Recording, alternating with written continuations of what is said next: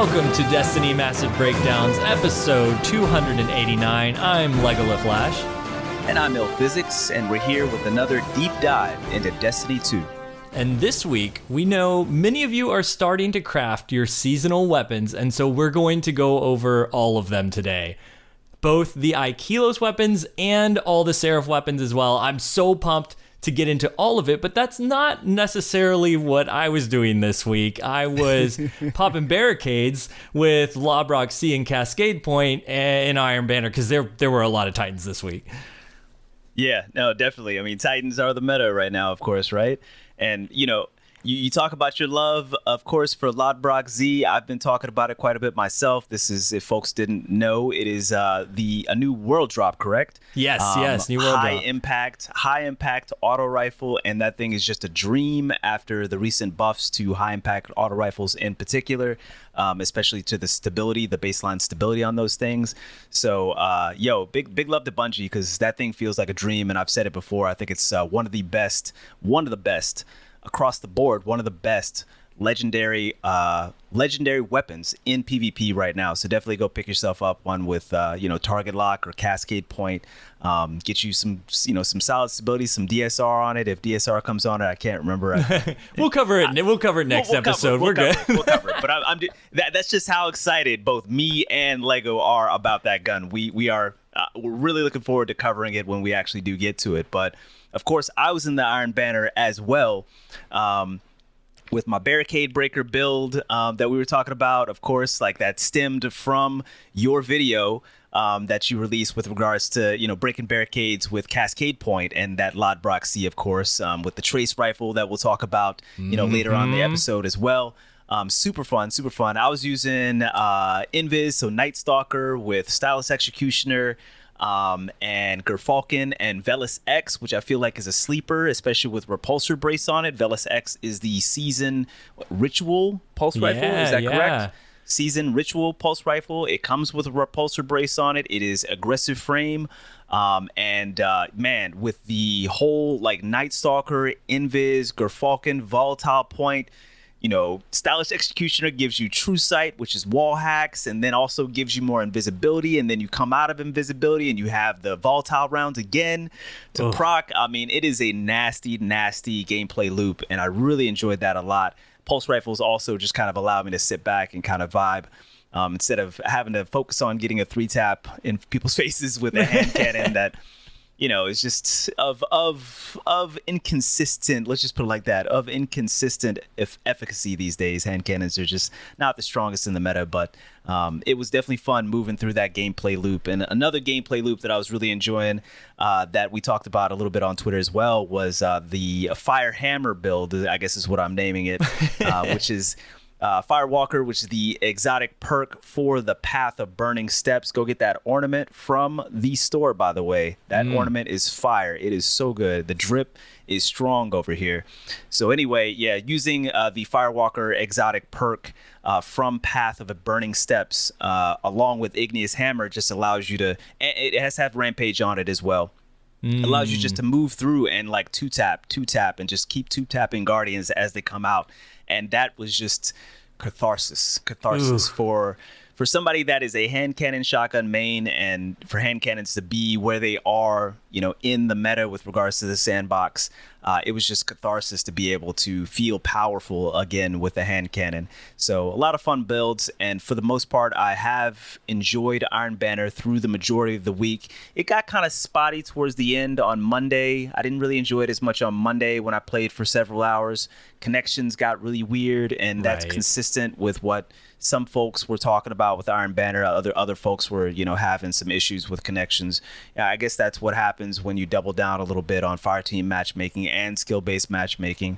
I'll for the most part, I had fun throughout the entire week with the exception of that day. So we'll just leave that where it is. Another thing that I really enjoyed was the game mode. I think that the biggest pain points with regards to Fortress as a game mode were really just wider pain points about the sandbox, and not necessarily things that were focused or centered on the actual game mode itself. And so between that and the fact that I really, recognizing that, and the fact that I really enjoyed the levity that was brought to the mode via the turrets, the drop pod, the PvE elements. It just allowed me to pull back sometimes from most of my games are pretty sweaty in my skill-based matchmaking bracket. And to die to a drop pod or to die to like some turrets shooting at you or stuff like that, for me personally, it allowed me to pull back and kind of just giggle for a second at some of the silliness that was introduced to the mode. Remember that it's just a game and kind of just have some fun with it. So it was cool. I think they did a pretty good job with Fortress, and it definitely like grew on me. And I hope they continue to kind of like double down on a little bit of that. Obviously I don't want, if I want to play a PvE PvP mode, I'm trying to thoughtfully there's something for that. There should there's be something for that, and there should be, most definitely. But for them to introduce and kind of like pepper PvP Iron Banner a little bit with some of those elements, it was cool. So kudos to the folks for Fortress. It's funny because I had like the opposite experience, and it was cool to hear you say that right from the get-go. You had a lot of fun with it, with the PvE mode kind of dropping into the PvP stuff and how that kind of switched things up and let you have fun, whereas I got frustrated with it at first, not with necessarily the PvE drop pods, but just the way taking that zone brought out the thing that was already emphasized as a frustrating aspect of the Crucible, which is Titan barricades and bubbles and all that. And it really it didn't set me off, but like I was trying to work with some of the stuff we're going to talk about here, the seasonal bow and the seasonal trace rifle, that aren't like the most optimal meta things. Like I was making builds with them to make them more optimal, but frequently getting shut down by the meta basically. And so I at first got frustrated by it and was kind of falling into the trap of like everybody on Twitter is talking poorly about it. And so my mindset was kind of going down the drain, and then it happened. I had my last Judgment of Kelgorath glaive drop for me, the red border, so I could craft it, and oh my gosh, it just I made a build. Like I was already making builds to fight Titans, but when you're fighting 6 Titans versus like 3 in Trials, it's just different. And so in Trials it was fine last week, but this week fighting 6 Titans in bubbles, I needed something more, and Judgment of Kelgorath gave me more.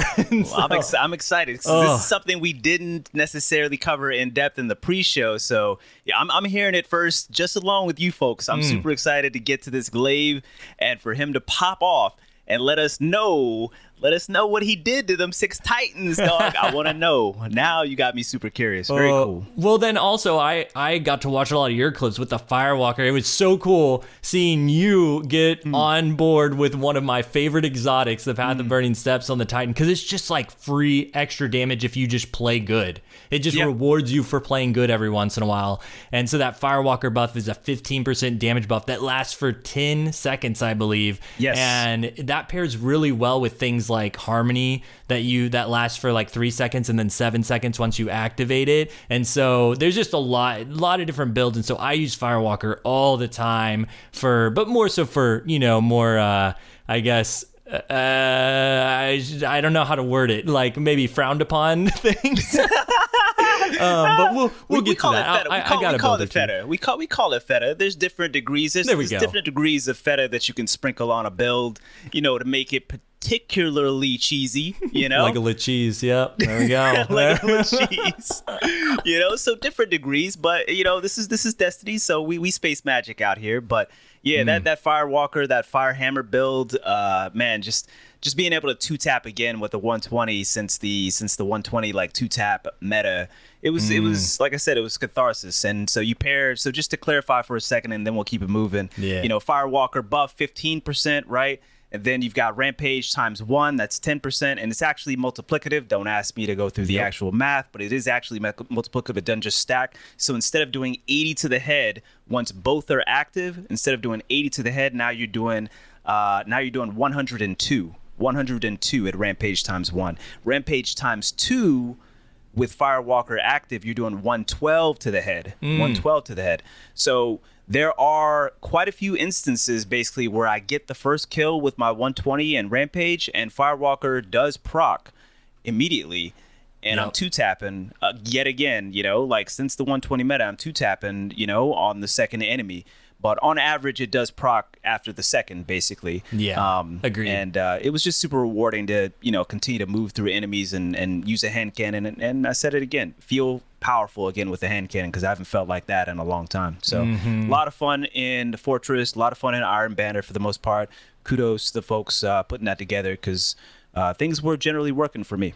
I appreciate it. Well, I am very excited to talk about I call it Glaive Walker. That's my build for it. So I'm excited. And people might have heard that before with the old Glaive, but it's back and it's better, man. It's better. And we're going to talk about all of that. But first, we want to thank some new Guardians for their generous support. We've got Bumbo Zane coming in as a patron for us, and we list all our new patrons here every week. And then we also shout out our special sponsor Guardians who give on a massive level every month. This week, We've got Impetus, Binary Wolf, Black Hammer Tech, Bryce Aroni, Deacon, Askian Monk, Moonlight, The Shazzle, This Moment, and Zen SoCal. Thank you so much. Yes. And if you'd like to support the show, please visit DestinyMassiveBreakdowns.com and click on the link to the Patreon. You'll get access to a members-only channel in the Discord, behind-the-scenes info, and input on the future of the show, plus access to our legendary annual Merc drop. As a reminder, you can also earn a shout-out by leaving us a 5-star review on Apple Podcasts. Ratings are great, but the reviews really help us to spread the word and get more ears tuned in every week. Finally, thanks to the Massive Breakdowns editors, Nettie Smith and Mr. Sutton. Mr. Sutton recently rebranded, I believe, to Autodidactus. Believe so, yeah. I think I asked that question before, but then I forgot to double check. Autodidactos. Didactos. Yes. Thank you. It's very. It has audio basically in between the words. You gotta look at me. They're gonna kill me for this. They're like, what do you? That's not anything to do with what it means. No, you just think audio when you see the name now. True. That is true. And he is Mr. Audio, if nothing else. So thank you so much, Nettie, and also Didactus. My man, Didactus. It's going to take me a second. I'm sorry. We got to adjust. Yeah. It's true.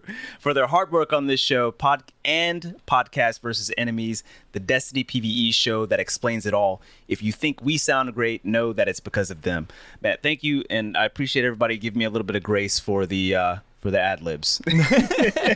No, we're just real humans behind this podcast, though. They got to know. Yeah, we got opinions, and actually that brings me to a good point. We talked about this a little. Me and Tony have talked about this here or there, but I think it's good to bring it up on this show too. As we go through these weapons, these seasonal weapons we're about to go through, there's like god roles, but there are also personal roles, and we hit a little bit of both as we go through this. I don't want to get too in depth on the whole like god role thing, but I know, and maybe even me and Tony approach it differently, but for me, whenever I look at weapons, I think like, okay, there is like some stuff that's super strong, but maybe it's not strong for everyone, and hopefully, as y'all listen to this show, depending on your playstyle, you can find something here that's great for you. Agreed. And, I've talked about this quite a bit, and just talking to Lego has kind of expanded my perspective on the whole, okay, objective god roll versus god roll for me type thing. And maybe there are more objective god rolls for the weapons that I use, hand cannons, shotguns. But because I'm not kind of as well versed on some of the other archetypes, maybe, I was talking to him about the fact that if you end up having, for example, on a Wizened Rebuke, if you end up having Under Pressure and Backup Mag on it, on the last two perks, two perk columns, maybe it doesn't matter quite as much, and specifically maybe even on like, is that an aggressive frame or is that a high impact? Oh, that's high impact. Yeah. Backup plan and Under Pressure. Yeah. So maybe it's not as important, what you have on the other three like areas that you can get, RNG on, the barrel slot, the mag slot, and then the masterwork.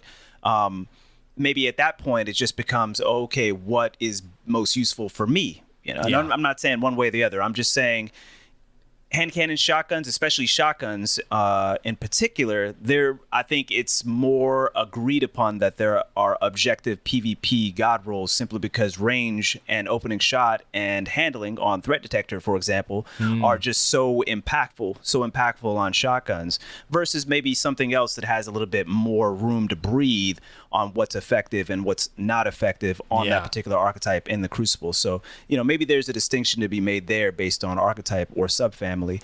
So it's an interesting conversation, and maybe we'll come back around to it, of course. Yeah, I think I just got to say this because it's just right on the tip of my tongue, and it reminds me of it so much. You can get down so nitty gritty with the God roll that it's like, okay, well, yes, are you on mouse and keyboard or are you on controller? True, and then it can get as nitty gritty as like, what is your sensitivity on controller that you're playing at? Because if you're at a low sensitivity, then aim assist values are going to matter more for you because you're in that sweet spot where when you do a drag shot, the aim assist is going to catch them like right there, and it's just going to feel so good. That's what I do on fusion rifles. But I have a lot of people come at me but like ask me like, how are you hitting these shots? And I'm like, what's your sensitivity at? And they're at 20.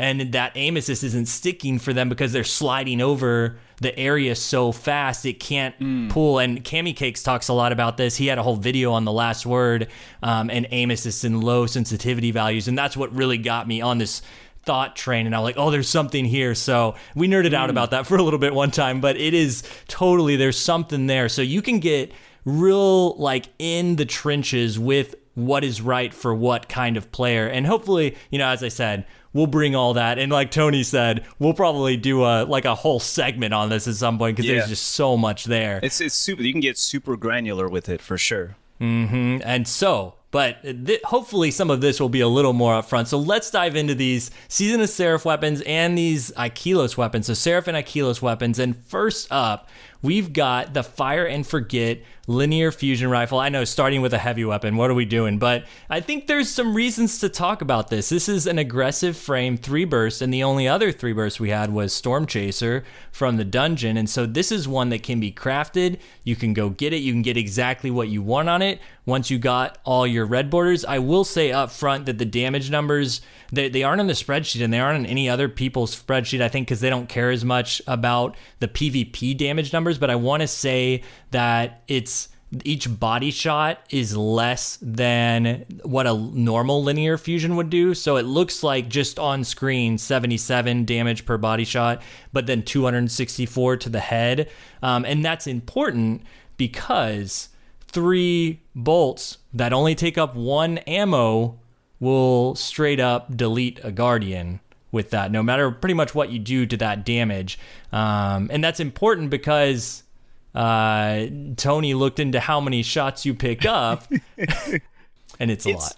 Yeah, he was waiting for me to jump in, but my face was still sideways about it. You pick up, keep in mind, linear fusions, and particularly this frame are, I would say, slept on. And everybody knows me. If you know me, then I'm hesitating bringing this information to you, but this is crazy. This is crazy. Look, aggressive frames, they just going to delete you. It doesn't matter. You hit a body shot, it kills. You hit a headshot, it kills. Don't even go for a headshot, people. Just go for a body shot because it's gonna kill in one hit. Is that so? What he's getting at is 1 ammo will kill one ammo. So it shoots 3 shots, and if each of those shots are doing 77, it's like you don't even have to go for headshots. But also on the flip side of that, it shoots 3 shots. So if you do get chances are you're going to hit a headshot in there. And that's what happens is you look up clips of it. It's like, oh, well, they got a headshot, or you get deleted by it. You're like,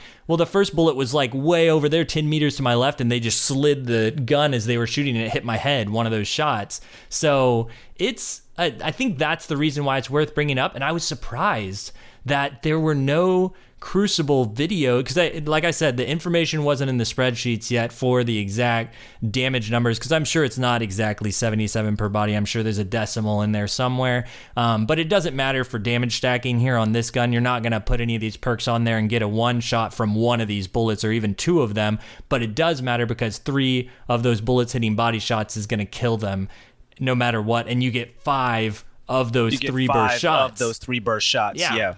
Oh, you get 5.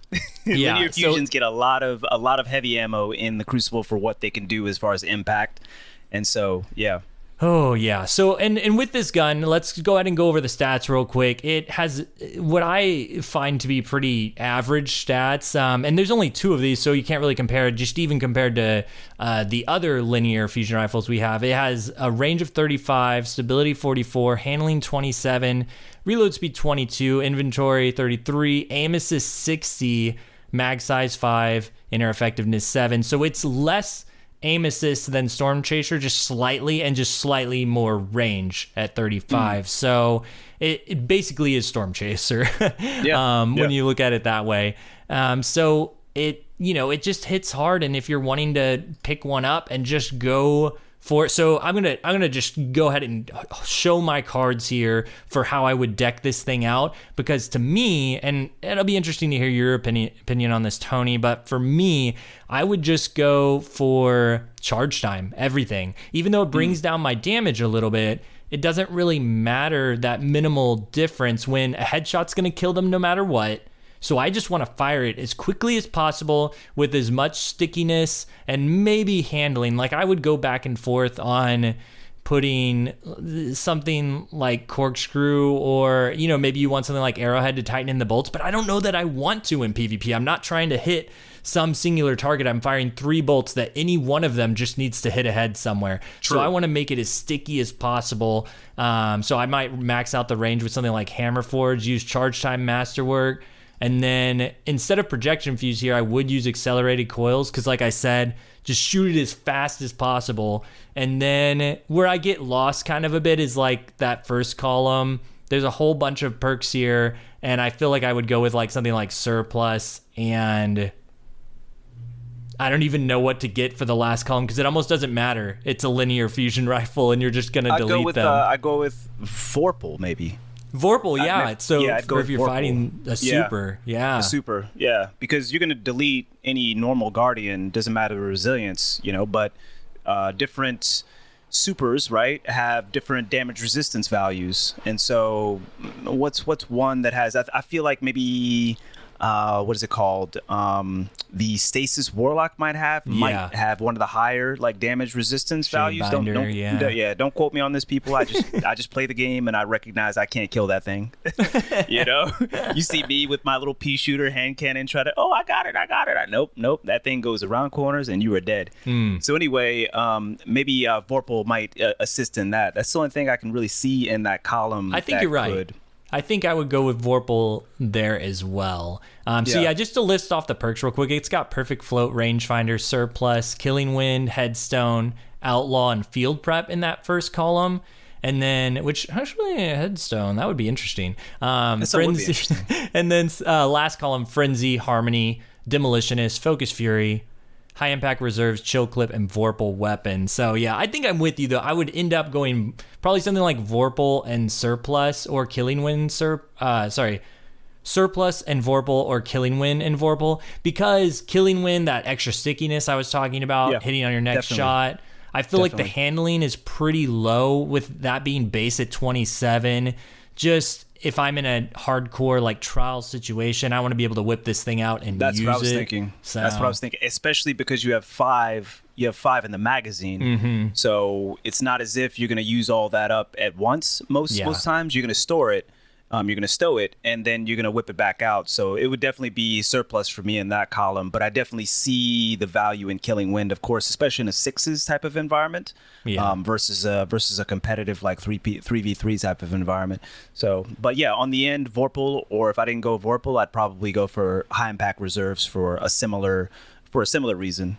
Just consistency and making sure that I delete whatever target I come across, no matter the damage resistance. It's a pretty high precision hit, but I agree, if somebody's using a super or something like that, it could help. Or that's really the main situation I'm thinking of. So one of those two.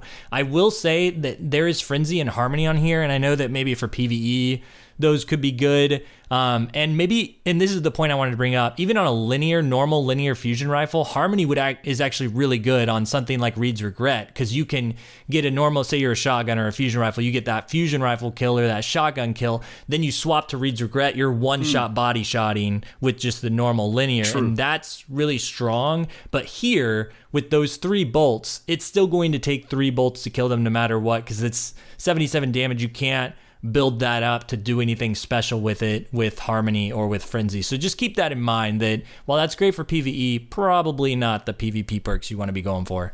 Gotcha. And just to clarify, because I'm trying to make sure that I understand as well. So if it does about 77 to the body, that means all 3 hitting the body come up on about 231. I just did the math. It's a lot, yeah.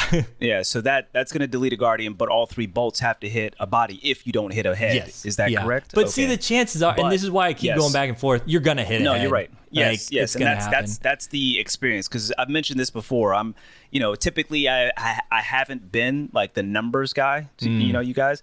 I've played like thousands of hours of Crucible, so I know that when I come up against a Storm Chaser, I'm pretty much gonna get deleted by it. And it always comes up, and I check, it always comes up in the bottom left-hand corner as a headshot. Yeah. And so in my mind, even before I knew that it was a 3 burst when it first came out, I'm just like, man, this thing must have like a massive hitbox or something, because whenever somebody picks that up, I'm just deleted. It's done, And whenever one of my teammates does the same thing, they pick up a Storm Chaser, all I see in the feed is just headshot, because they're all goats and much better than me.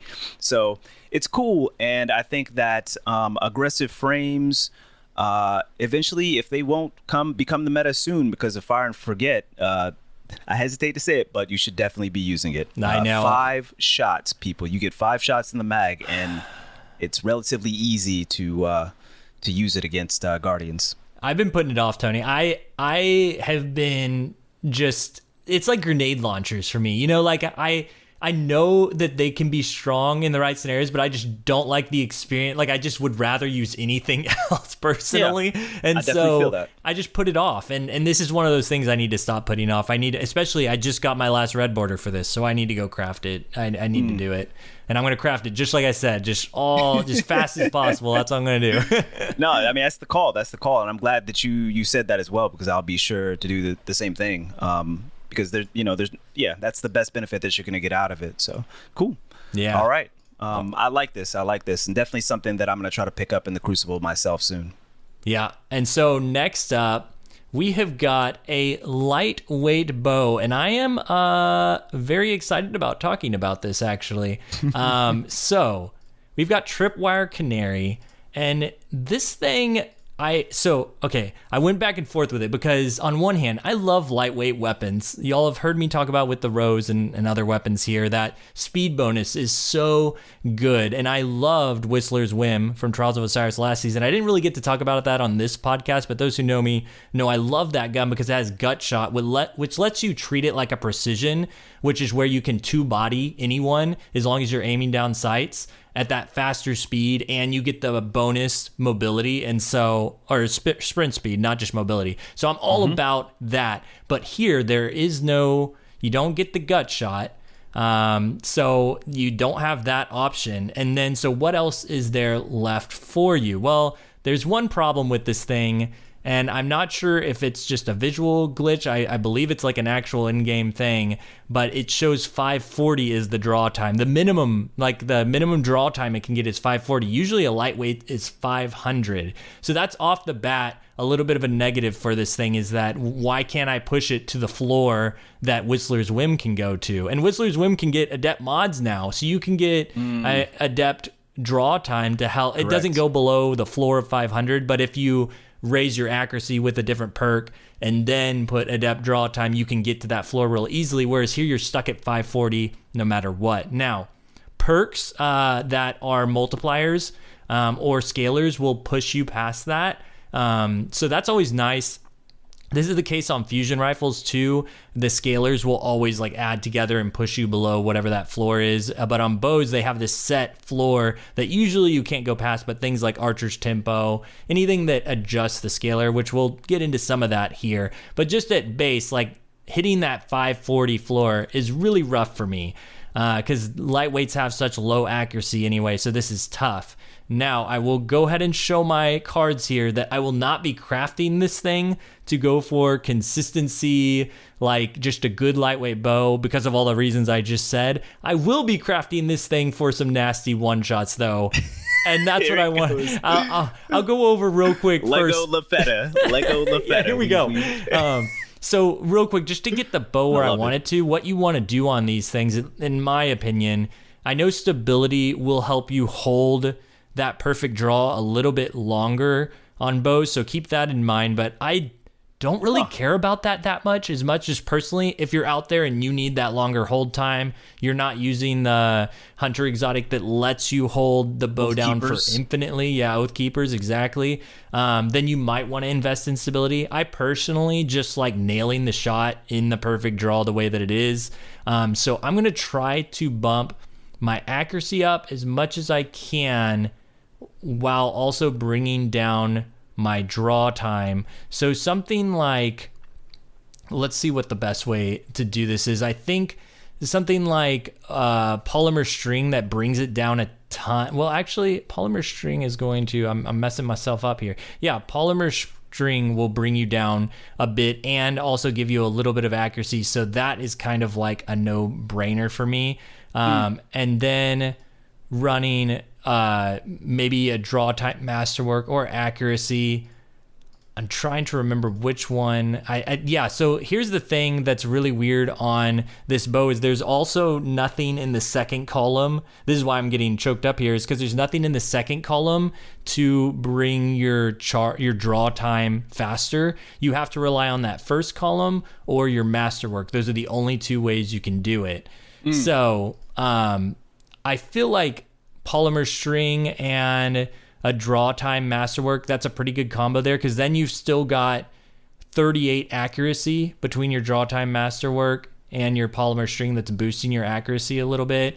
I had a different mod added on here. So you got 33 is what it's at once you have polymer string and draw time masterwork. And then you add on extra accuracy with something like straight fletching, which just adds a straight plus 10 accuracy. Correct. Or you could go, that's one way to roll it if you're concerned about the stability. I think fiberglass arrow shaft is really the king here, though, because that gives you that -5 stability, but plus 15 accuracy. So that bumps your accuracy up to 48, and then your draw time is at the floor, the fastest it can go at 540. So that's a pretty good setup for me. Like I said, you might want to optimize that differently depending on your stability if you care about that. I know there are some bow players out there that really care about that, so I want to mention that. But to me, it's just optimizing your accuracy and your draw time to the floor. Because otherwise, and here's where I really want to get at with this thing, and to drive home the point of, like, you don't want to use this thing just as a base bow. You want to do something special with it, because a precision frames floor is actually 540, and that's where this one's floor is for whatever reason. I don't understand that. It should be 500, but it's not. It says it's 540 here. It says that in game as well. So you're competing against precisions basically, and you're not going to win against a precision unless you're doing something special. But okay, so we've optimized all that stuff. Let's look into the perks. I'm just going to list them all, and then I'm going to say what I'm doing with it. So, sneak bow, shot swap, rapid hit, perfect float, slick draw, archer's tempo, and dragonfly in that first column. And then in the second, we've got opening shot, explosive head, under over, frenzy, harmony, successful warm up, and swashbuckler on this thing. Can you guess, everyone? Can you guess which one? You know, especially in the second column, he's about to. Okay. Yep. So in the first column, I would suspect Archer's Tempo, since you just talked about it, as far as it being. So that is what I have ultimately landed on. I could see somebody going for rapid hit, but rapid hit, you have to remember that rapid hit lasts for 2 seconds, and Archer's Tempo is lasting for 3. So you might get that faster knocking speed with rapid hit to load that bow in, but having the draw time, 25% increased draw time, so it's actually like a 0.75 scalar on there, that is going to benefit you a lot more, and that can go past the floor because it's a scalar or a multiplier, depending on how you look at it. So I would go for Archer's Tempo. I could see Sneak Bow being something if you want to stay off radar, and Dragonfly could be interesting too for if there's somebody near and you're trying to zone out a few people working together. But I've ultimately ended up on Archer's Tempo because of the draw time problems that this has. that's where I'm landing to make it go faster than the floor says that it is at 540. Now, Gotcha. And so just to recap again, because this is so similar to what a precision bow can do, correct? Especially with regards to draw time, we're trying to draw out something special about this particular bow that would put it ahead of just any old precision frame. Exactly. Gotcha. Yeah. Okay. And right. at first glance, you might be thinking, well, Lego, we got Swashbuckler on Biting Winds, a precision bow. And that is like much that you don't need. I don't think you need anything else. It's funny. I turned to my other computer. I was like, oh, does this have the numbers on it? But no, it's right in front of me. Because I think you still need to stack damage, even if you're using a bow that is the precision frame and you've got Swashbuckler on it. You still will need something else to help you. No, you don't. It hits 201. So all you need is Swashbuckler on a precision. So yes, there's a reason we had Stadia Time on this podcast on Destiny Massive Breakdowns where he just went over the moon about Biting Winds with Swashbuckler. It's just really difficult to get that roll. And so that's one of my points here is that this lightweight bow, you can craft it so you can get guaranteed this Swashbuckler roll. But still, there's still that, well, what if I already have a Biting Winds Swashbuckler Lego? What are you going for here? Here we go. I remember this part. Let me tell you. So first of all, just at base, Swashbuckler on a lightweight, you do have to do some damage stacking here. So Swashbuckler times 5 on a lightweight only gets you up to 182 on a headshot. Now, once you add in something as simple as Radiant, which is free on a Hunter, or on my favorite way to roll this is on a Solar Titan, because when you do your melee, you can run the Aspect and Fragment combo that gets you Radiant on your melee hit. And so you do your melee, your shoulder charge, shoulder charge, you automatically get Swashbuckler times 5, you automatically get Radiant, and now you're hitting for 201 damage, which is the same damage as a precision with Swashbuckler times 5. So we're gonna bring it back around here. So you're doing the same thing as if you had a precision bow, because you got Radiant stacked on top of here. And now the difference here between this and Biting Winds is this is craftable. This is enhanced Swashbuckler, which is, I know on some sites it says increases 0.5 seconds, so it only goes up to 5 seconds. This is not true. It is 2 whole extra seconds, so 6.5 seconds of a 201 headshot bow. Crazy. So good. It's and see, he told me this like in the pre-show, everybody. And he told me also that No Reprieve is a craftable slug shot, the craftable slug stasis shotgun, correct? Can also get enhanced Swashbuckler, and it's 6.5. I don't know why I'm telling people this. It's 6.5. I'm sorry, 6 seconds. 6.5. No, you're right. Oh, it's 6.5. Okay, 6.5 seconds. Swashbuckler times 5. If for example, you end up proccing that of just straight. You can just body shot somebody, right? Yeah, it's exactly. So it's exactly 200 damage on No Reprieve, which is funky because you won't kill a Tinrazil Titan. It'll leave them with literally an invisible amount of health. I've done it several times. It's annoying, but not, fair. But yeah, of course. But if you run the same setup, so this is the full build, the full picture, which Tony's hinting at here, is you can run No Reprieve and this bow, because No Reprieve's in the kinetic slot, bow's in the energy slot, and then depending on what the engagement looks like, which this is how I ran Iron Banner for the first part of the week, if there are enemies grouped up together, you swap to your shotgun, you got body shot slugs, killing anyone with a body shot like up to, it's like 9-10 meters once you add in the Radiant 2 damage. And then if it's just a one-off, there's just one guy running by himself, you shoulder charge him with the bow, then you got 6.5 seconds of a distance one shot to the head with the bow. So you got all your ranges covered with this setup. It's disgusting. It's really good. Yeah. So one last question, just for clarification, on the No Reprieve Swashbuckler times 5, does it do 200 with just Swashbuckler times 5, or do you need the Radiant? Okay, all right. So you don't even need the Radiant on that one. Yeah, boy, you about to get me in trouble. I'm about to go make some builds. I know, but with this bow though, there's a lot of other stuff here too. I don't want to say this is. I know I really like just dumped on it for PvP. I praised it for its one shot, but just as any other build, I'm not sure that there is really a use here, because you've got stuff like Harmony and Frenzy, which aren't going to do you any good in a PvP setting, but these could be great PvE stuff. Like the first roll I got on this was Dragonfly Frenzy as a combo. That's a fantastic, like, extra damage while I'm just slaying out in PvE, and explosions, arc explosions. It feels really, really good as a PvE bow.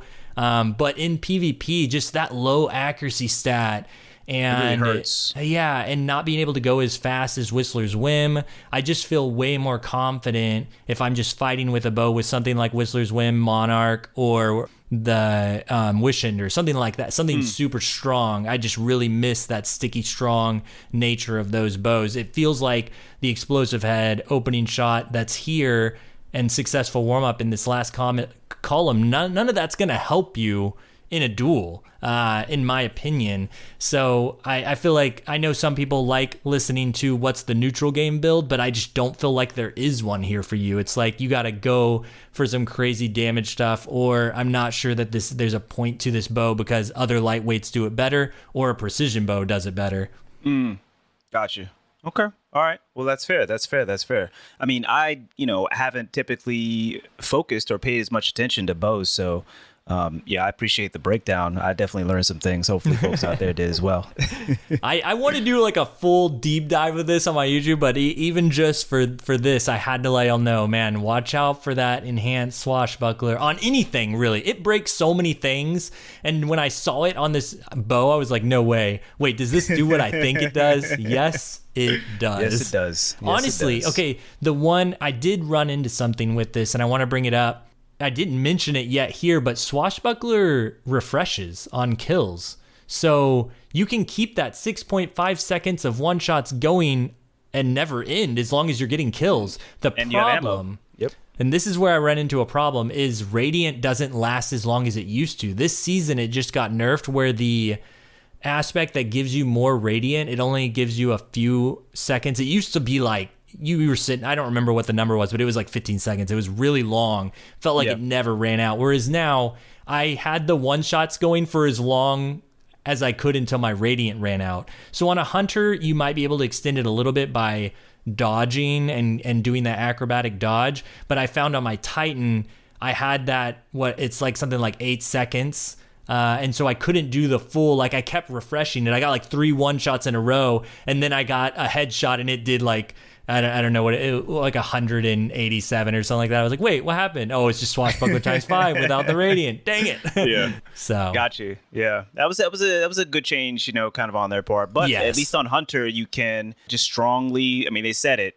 Hey, we want to just make sure if you're going to be using the Radiant like that, then we just need you to strongly invest in it. So you can, just double down on the mobility, put a couple like utility kickstarts on your cloak and things like that, and try to just get it down as low as you can to keep that power fantasy going, right? Right. So yeah, or you could just drop in on No Reprieve, which is what I'll be doing. Oh yeah, oh it's so good.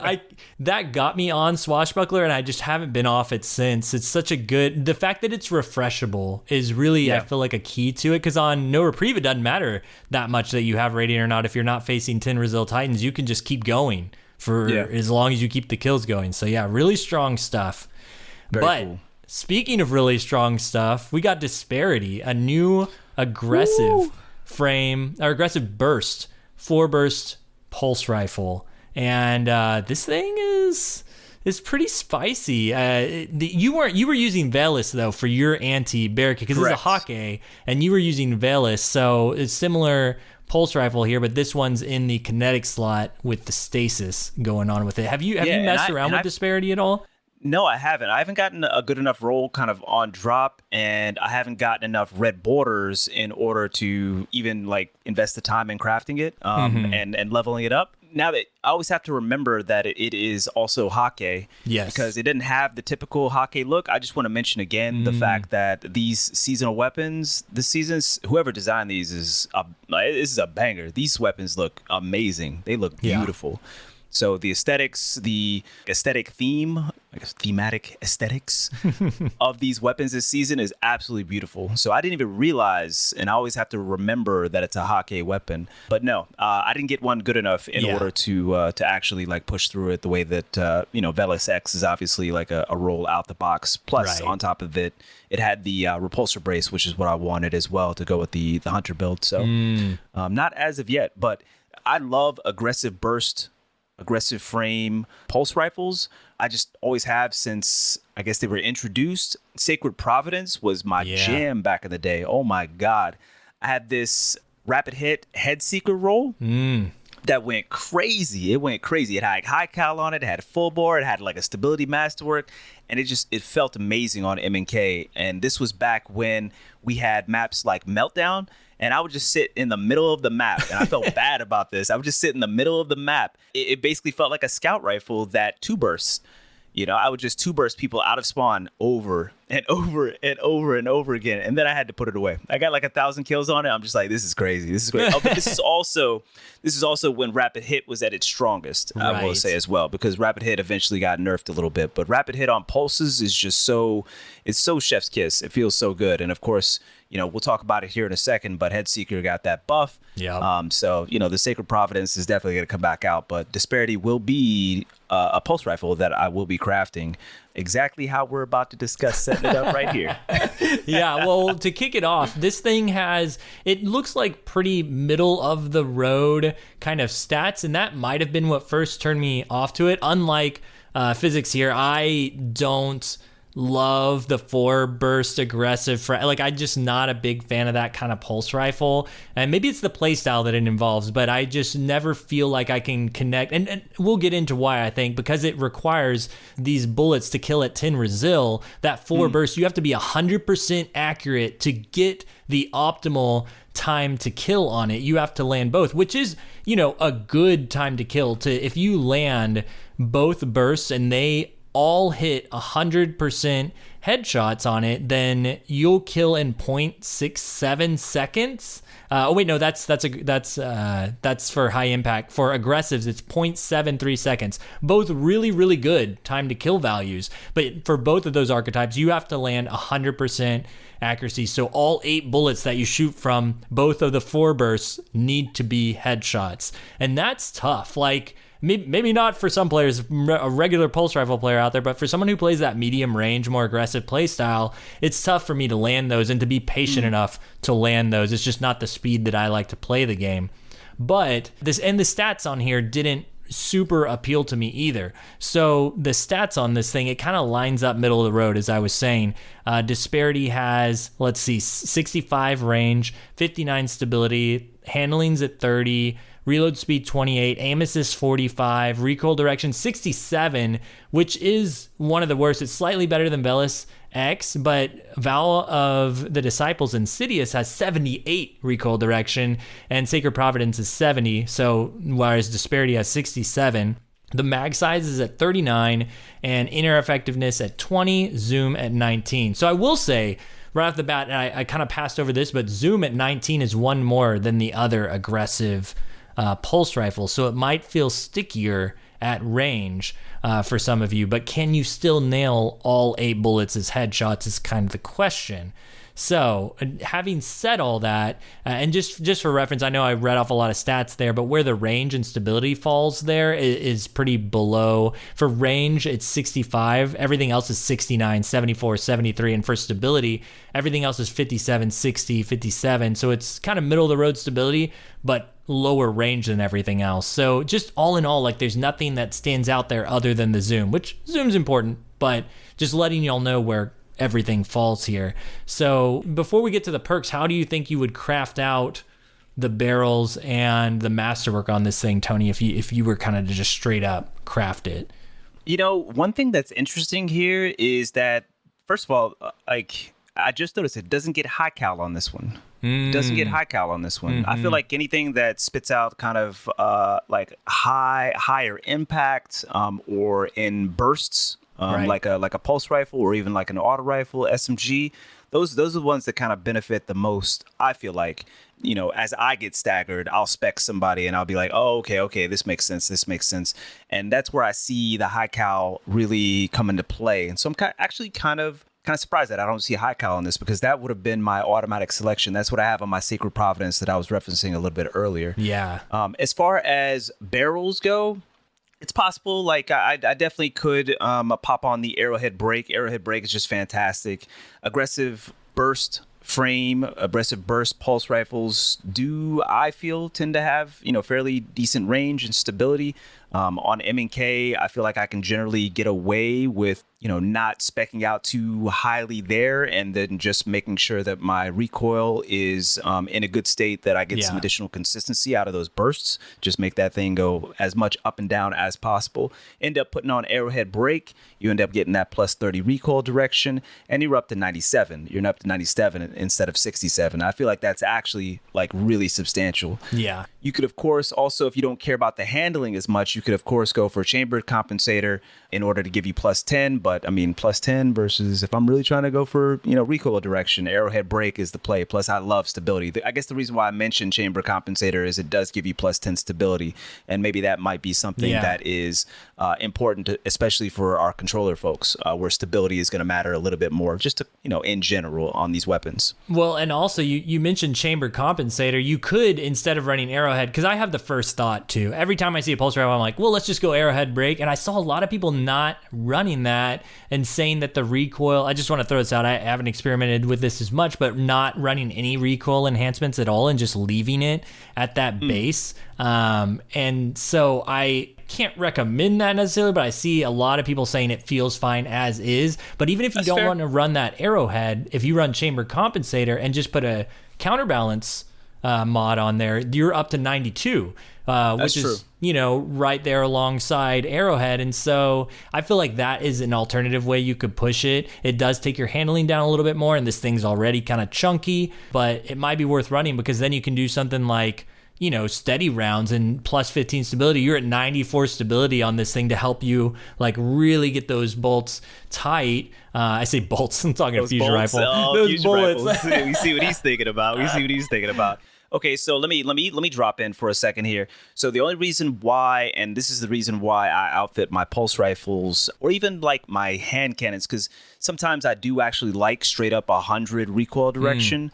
On 120s in particular. I mean, even Igneous that has 95. So that should be just almost straight up and down, almost straight up and down at 95. But I kind of like to put counterbalance and get it to 100. That's the only hand cannon or the only hand cannon archetype or subfamily that I'm just like, I actually do want that at 100. So I guess my point is I outfit my aggressive bursts kind of similar, and I put the Arrowhead Break on it. That takes it to 97, right? But what does that allow me to do? That allows me to forego counterbalance, put backup mag on this thing, and when I put backup mag on it, it gives me an additional 2 burst. Okay. If I'm going for those 2 bursts, which is what I'm going to be going for in general. Right.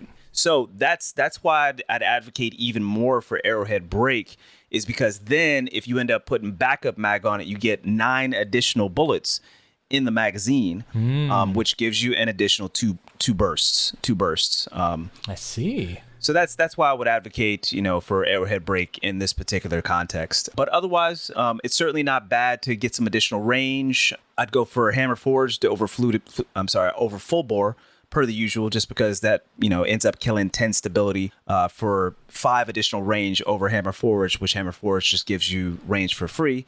So I could also see folks going for small bore, which will give you the 7 range instead of 10, but it'll give you an additional 7 stability, which is, also quite nice. So if I were to say what I would go for in this first column as far as barrels, it would probably be small bore or Arrowhead Break. And then in the second column, for a similar reason, I might go for the appended mag. I probably wouldn't go for the extended, just because Appended mag gives you plus 17. Extended gives you plus 21. So we're talking about a difference of 4 bullets, whereas extended kills your reload speed by 20.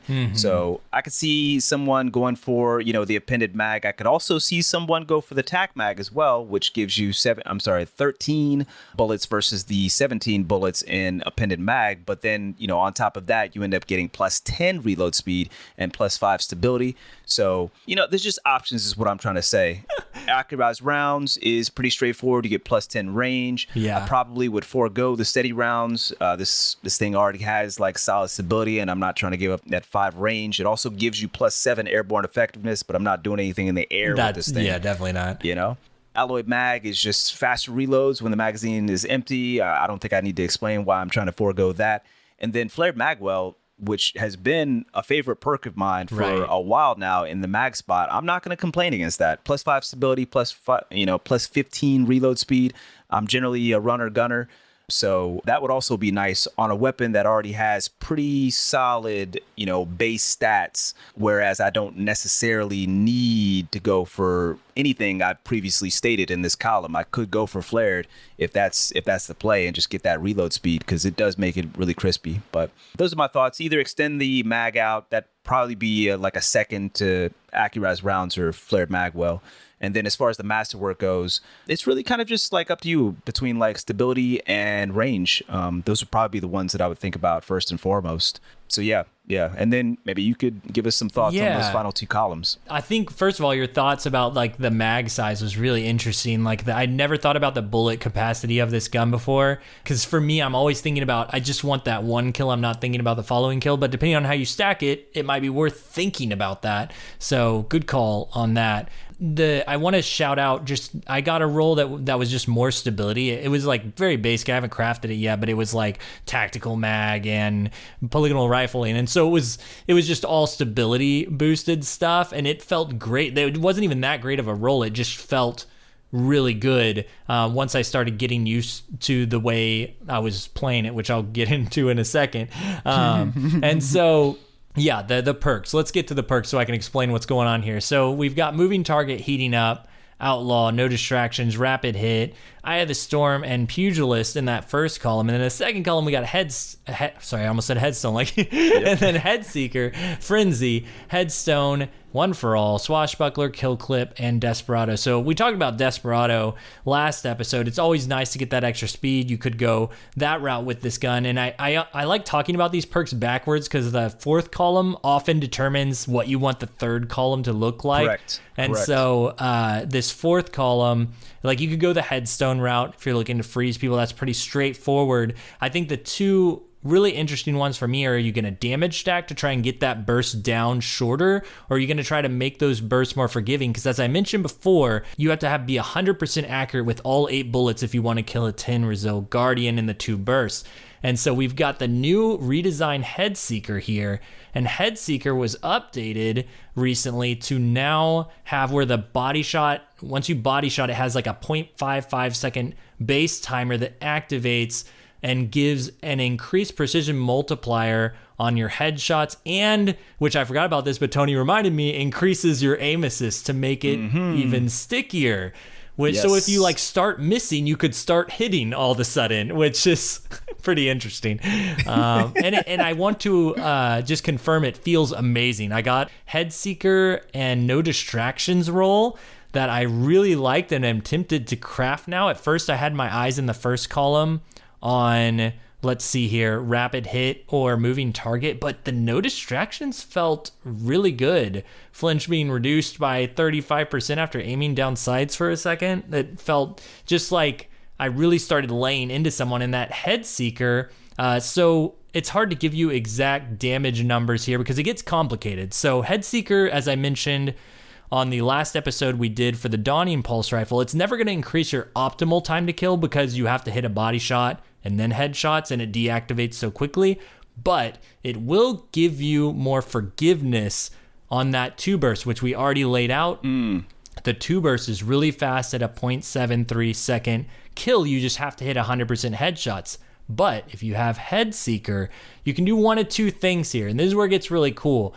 You can either So I'll tell you the damage number here. If you get Headseeker active, your bullets go from 26 damage, which is actually 26.282 damage a headshot. Thank you, Mossy, in Destiny Master Breakdowns Discord for these numbers. Yep. To 27.497 headshot. So what happens is you kind of have to math it out. There's no real way to, we don't have the spreadsheet set up where you can just automatically see, but basically you can kill a 10 Resil Titan with 1 body and 7 crit. So as long as you hit a body at the beginning and then the rest headshots, which the aim assist will help you with, which is very cool. I like completely bypassed that part of the perk. Yeah, and it's then, huge. Yeah, that's really big. And then you've got that side of it. And then if they're running anything below 8 Resil, so up to 7 Resil, you can hit a 6 crit with only 2 body, 2 bursts. So you start and you missed your first 2 headshots are body shots, and the rest of them are crits, you will still 2 burst up to 7 Resil. So that you just went from 100% headshot accuracy to only hitting 6 crits and 2 bodies in 2 shots. Like, goodbye, hunters. Goodbye, hunters. Yeah, honestly. And it felt great. I want to say that as someone who does not like aggressive 4-burst pulse rifles, I ran that Headseeker setup and it was so easy to use. So I really want to emphasize how great that feels. Yeah, and for me, the way that I would set this one up is just to go, because I'm used to my Sacred Providence, like when I first got it. The 2 burst, the consistency of the 2 burst, that's what I always think about when I'm thinking about aggressive burst pulse rifles. Yeah. And so the way that I would outfit this is just like you said with Headseeker.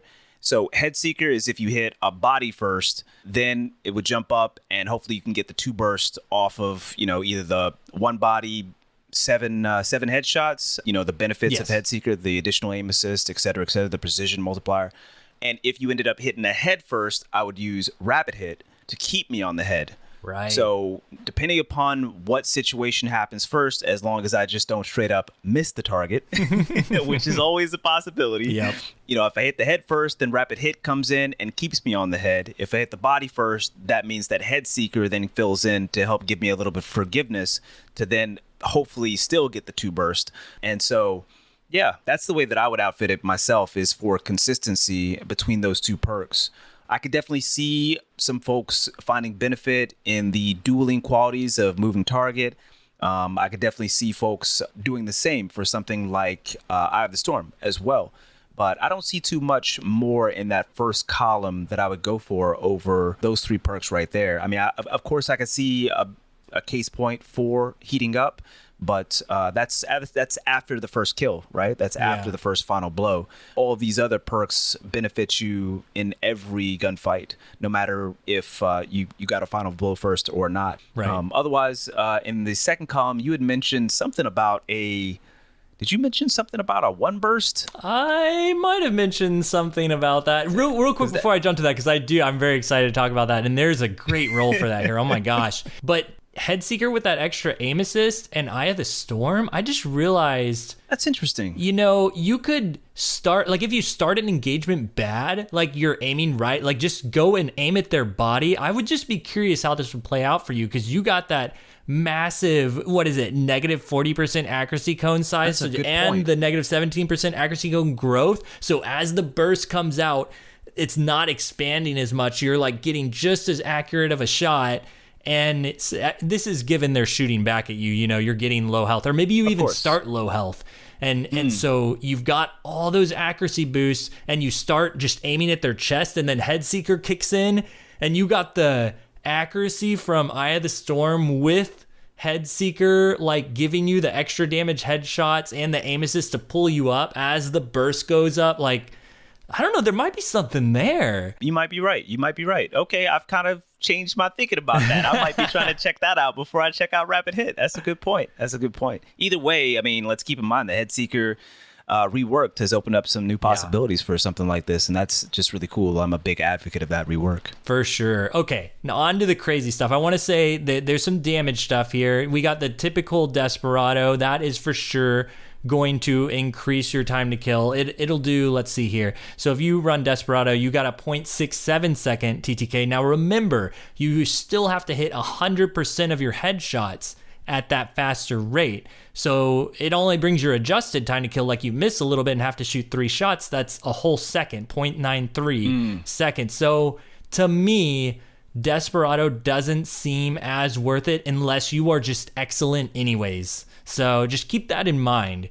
It is good. You're increasing your optimal time to kill up to a high impact, but it's just like you still got to be 100% accurate, which is, for me, is hard to do. So just keep that in mind with Desperado. And then with Kill Clip, I don't see the benefit here at all almost. I was like, why not just go Head Seeker? So Kill Clip, well, and I need to make a correction too. Last episode, I mentioned Kill Clip as 20%. It's 25%. I don't know where I pulled that number from after the Kill Clip change, but it has changed to 25%. It just refreshes. Kill Clip will bring it to, at 10 Resil, you still have to hit 7 bullets, 5 of them crits, 2 of them body, but you're still firing 2 bursts. So this also brings you, by the time the bullets connect, if you hit the first bullets out of all those bullets from the 2 bursts, it is 0.67 time to kill, which is the same as Desperado, with a more lenient 71% crit accuracy. But it just, I don't know, like, to me, you're going for forgiveness, you want to go Head Seeker. I don't know why Kill Clip requires you to get a kill first.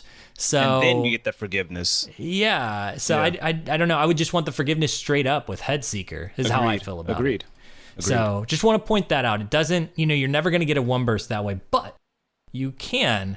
Here we go. Get a 1 burst with Here we go with Swashbuckler, Enhanced Swashbuckler again. 6.5 seconds of a 1 burst. And that 1 burst is 0.6 second time to kill. That is crazy fast. Oh, wait. I am completely wrong here. That's still... Okay, hold up. I'm wrong. I got caught up in the fast time to kill and didn't realize it's the same thing as the... Man, I got so pumped about this. What's wrong about it? So it's not a 1... It's the same thing as Kill Clip where you're getting out more of your burst, but it's only 6 bullets instead of 7. So it's not a 1 burst. That would be crazy strong. That would be crazy. That's why I was like sitting here waiting. I was like, wait, what am I doing? 1 burst? Okay, y'all. So Lego can get his damage stacking wrong sometimes. Just want to let y'all know. I will say you can take it down to 5 bullets if you have high energy fire stacked on top of that. But I mean, let's be real, you're not going to do that. That is a cool, like, little... I don't know. It's caveat. What I want to say is it's stronger than Kill Clip and it lasts longer and you can keep it going by doing a Kill Clip type thing. So like I mentioned earlier, Swashbuckler will reset the timer every time you get a kill. So after you get the melee, you got to think of it as Rampage, but with 6.5 seconds of 33.3% damage buff. That's how I like to do it anyway. And so that way... it just gives you a second to think about, do I want Kill Clip or do I want Swashbuckler? Man, I got so pumped about the 1 burst. That's not a real thing. Oh, man. Y'all got to see me get mixed up in real time. But no, so it's still a great option is what I want to say. And the timer lasts a super long time. It's very forgiving. And, okay, so here's a combo that I want to bring up. You got Pugilist too, which only gives you 10% of your melee energy back on a kill, but it's something to keep in mind as you got Swashbuckler going, you start getting those Pugilist kills. Say you're running the Stasis mod that automatically gives you that kickstart back. That's a good point. You could really get things rolling there, which I'll just send you a little whisper, Tony, in here that No Reprieve can get Pugilist and Enhanced Swashbuckler together. So as you get, I'm sorry, I'm getting off topic, guys, but just letting you know that you could, this is how fast it is. Every Trials round I played, I would run in, shoulder charge, get a body shot, the round would end, the next round would start, I'd have my melee back up. That's how fast it is with Kickstart and a special weapon with Pugilist. That's just a little extra info for everyone listening. Awesome. Wow. Hey, I told you, that's the first thing I'm looking between that and I guess like this Disparity. Those are probably the 2 that I'm looking to craft and look at soon. I'm pretty sure that the shotgun, I've got the actual patterns for it. So that might be very, very much the next stream. About to get cheesy out here, baby. Oh yeah. Okay, I think that does it for the barricade breaker here. I want to mention again, you gotta run Hawkeye Breach armaments on this thing if you're running, just to finish it off. Tony said at the beginning, run that intrinsic origin trait and stack it this season with the anti-barrier. Anti-barrier mod from the artifact. 100%. That thing, it actually just eats through barricades. It's fantastic for folks who, you know, are just trying to, you know, play the game, push a little bit, get through those barricades. I mean, it's just a lot of Titans. If it was like 1 or 2 barricades, obviously, you know, it's not a big deal. But obviously the Crucible is very much represented right now by a lot of Titans. So you see a lot of barricades. I started when I had that barricade breaker stream based off of like your video. People just stopped putting up barricades, and it was wonderful. It was wonderful because they put them up and I would just break them down as soon as they put them right back up.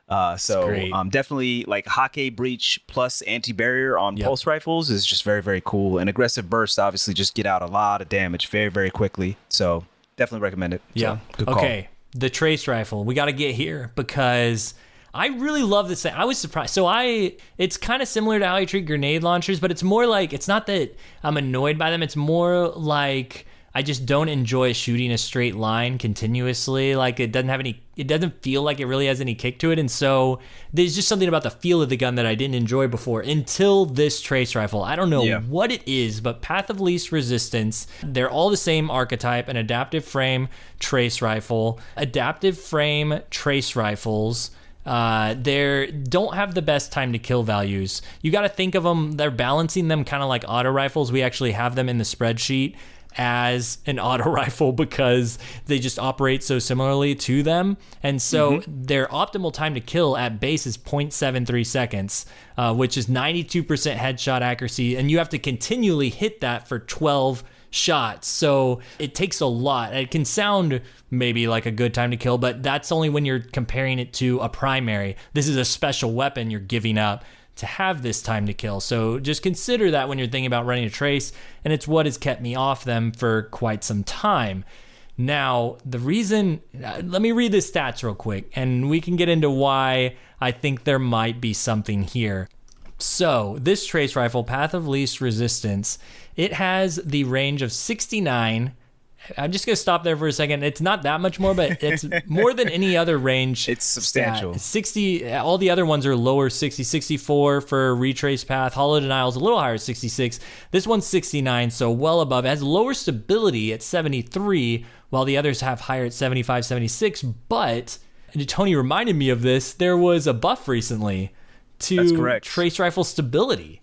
Back in October. Yeah, and I completely forgot about that because as I used this thing, I was like, man, it feels so easy to use. It's because it got that stability buff. So then we got that handling at 52, which is better than all the other. Well, no. It's better than Retrace Path.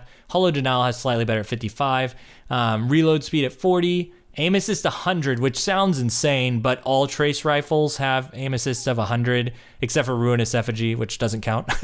And recoil direction 95, mag size 96, inner effectiveness 12, and zoom 16. So basically, stats are jacked just like other trace rifles, but this one has options in the perk pool to really just like nail it. And so I personally, the way that I have crafted this thing is all range because the stability buff, it just makes it feel like I don't need anything else. And I'm going to preview the perk column. We got dynamic sway reduction in here, which, oh man, is just beautiful on this thing because you're constantly pouring out ammo, connecting those bullets and giving you more accuracy and stability up to a negative 100% accuracy cone size.